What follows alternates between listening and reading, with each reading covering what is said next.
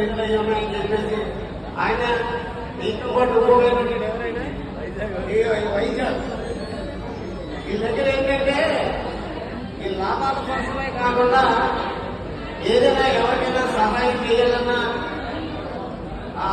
వరదలోనే మన విజయవాడ వరదలు వచ్చినప్పుడు కూడా మా కొడుకు నాకు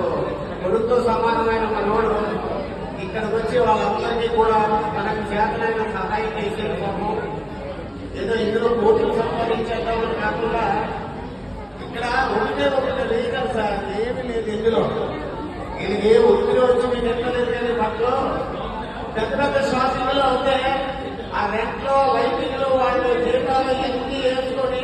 ఆ డబ్బులన్నీ ఇంటి మీద వేస్తాం అంచేత ఆ రేట్లు ఏం చేస్తారంటే ఒకేసారి టోటల్ చేసేసి